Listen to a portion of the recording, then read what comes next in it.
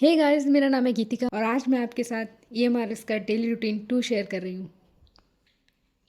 तो दोस्तों, ईएमआरएस में सबसे बड़ी टेंशन होती है कि जो राग का इंट्रोडक्शन होता है उसको हम कीवर्ड्स में लिखें या फिर थ्योरी में लिखें। तो आपको डरने की ज़रूरत नहीं है, मैं आपको बताती हूँ कि एग्जामिनर को आखिर चाहिए क्या है। क्वेश्चन का आंसर एकदम एग्जैक्ट होना चाहिए, ना कि आप कुछ कहानी बना के लिखिए। तो इस चीज़ को जानने के लिए मेरी आप पूरी वीडियो देखिए। पूरी वीडियो के अंत तक बने रहिएगा। बिल्कुल कुछ भी मिस मत करिएगा क्योंकि मैंने बहुत कुछ इस वीडियो में बताया है। आपका फॉल्ट होगा। मैंने राग के परिचय को कैसे याद करना वो भी बताया है और राग के दोहे का अर्थ भी बताया है। तो इसमें बहुत सारी इन्फॉर्मेशंस हैं, पूरी देखिएगा। मैंने अपनी नोटबुक ले ली है। मेरा प्रैक्टिस रूटीन ये रहता है कि मैं पहले उसको रफ पे याद करके लिखती हूँ। जितनी भी मिस्टेक्स हैं पहले रफ पे हो जाएंगी। फिर मैं जब उसको A4 साइज़ पे प्रैक्टिस करूँगी तो उसमें कोई स्पेलिंग मिस्टेक नहीं होगी, राइटिंग भी थोड़ी सी अच्छी होगी। जो आपकी अलाइनमेंट बिगड़ रही है, मतलब जो लाइनिंग आपकी टेढ़ी भाग रही है प्लेन पेपर पे, वो आपकी प्लेन पेपर पे ही प्रैक्टिस करने से सही होगी।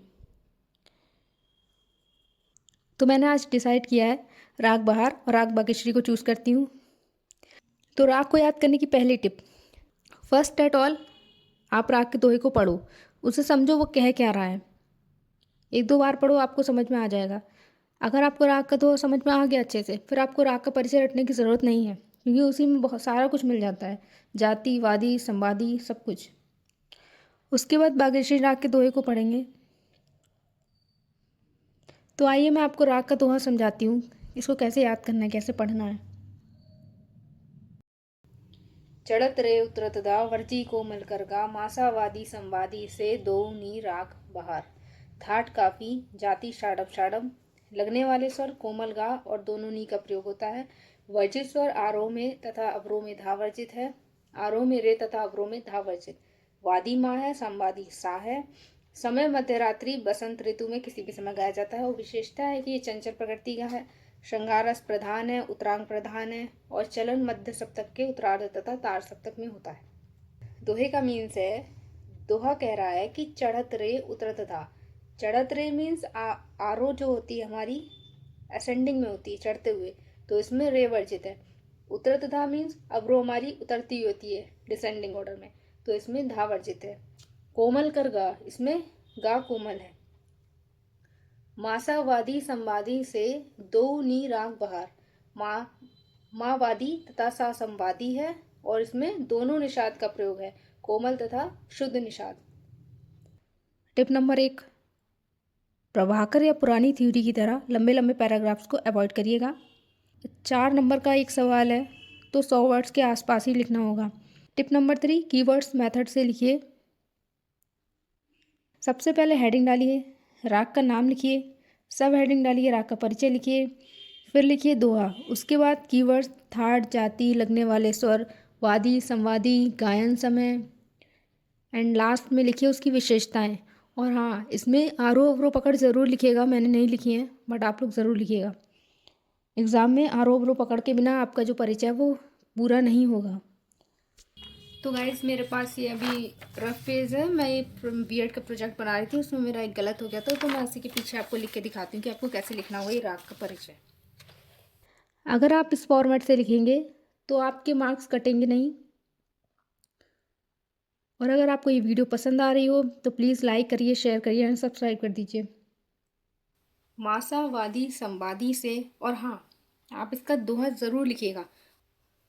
दोहा आपके प्लस पॉइंट में आ जाएगा, वो आपके नंबर नहीं काटेगा एग्जाम में। अब यहाँ लिखिए आप परिचय में, मासावादी संवादी से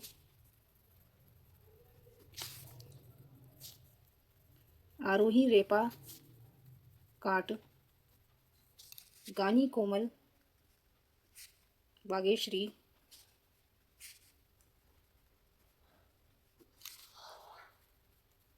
लकी काफी के थाट।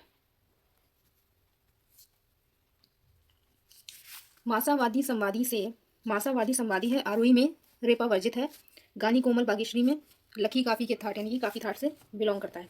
अब आप यहाँ पे लिखिए थाट, मैं ब्लैक पेन का भी यूज़ कर देती हूँ। थाट, फिर आएगा जाति, फिर राग में लगने वाले स्वर, राग में लगने वाले स्वर, सबसे पहले हम ठाट लिखते हैं काफ़ी और सड़, कोमल गा और नी। और आप लोग चिन्हों का ध्यान रखिएगा, जैसे कोमल और तीव्र का, अगर इसमें से एक भी मिस्टेक होती है तो आपके कुछ नंबर कट जाएंगे वहाँ। वर्जित स्वर,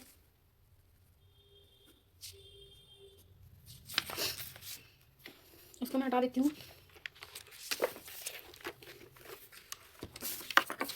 वर्जित स्वर, फिर आएगा आपका वादी, संवादी और गायन या वादन समय। न्यास के स्वर, आरोह में रे तथा पा और अवरोह में पा। वादी है मा तथा संवादी है सा। गायन समय रात्रि का द्वितीय प्रहर। न्यास के स्वर अभी मुझे पता नहीं है क्योंकि मैंने लिखे नहीं। विशेषता, पा का श्रृंगार रस प्रधान है, वृह और नटखट, नटखट प्यार एवं प्रतीक्षा का।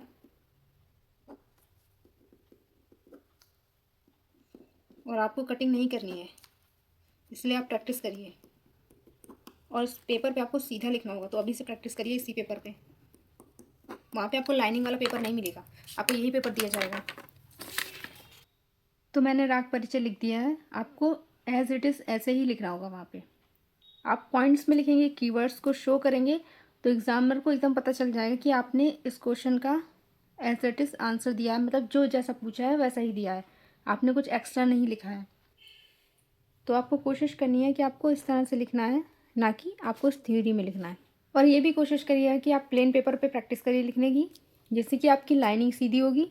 मेरी देखिए थोड़ी कटिंग भी हुई है, यहाँ पे ये कटिंग हुई है और थोड़ा सा टेढ़ा भी है, अगर आप ठीक से देखें।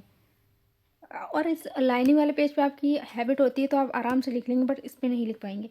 तो मेरा मानना है कि आप इस पर लिखिए, अच्छी प्रैक्टिस हो जाएगी आपकी। और अगर आप थ्योरी लिख भी रहे हैं किसी ग्रंथ की या किसी की परिभाषा, जैसे स्वर की परिभाषा है, राग की परिभाषा है, तो उसमें जो आपका कीवर्ड है उसको आप अंडरलाइन कर दीजिएगा, जिससे एग्जामिनर को कीवर्ड पहले ही मिल जाए, तो उसको पूरा पढ़ने की ज़रूरत ना पड़े। तो आज के लिए यही टिप्स थी। बाकी आपको अगर वीडियो अच्छी लगी हो तो प्लीज़ सब्सक्राइब कर दीजिएगा, लाइक कर दीजिएगा, शेयर कर दीजिएगा और कमेंट करके बताइए कि आपको कौन सी वीडियो देखनी है अगली। और अगर आप चाहते हैं कि और भी टॉपिक्स हैं, जैसे कि ग्रंथ हो गया, घराने हो गए, उनको भी मैं समझाऊं, तो प्लीज़ आप कमेंट में मुझे बता दीजिएगा कि मैं अगला टॉपिक किस वीडियो पे बनाऊं। नहीं तो फिर मैं अपनी मर्ज़ी से बना दूंगी जो मुझे अच्छा लगेगा टॉपिक।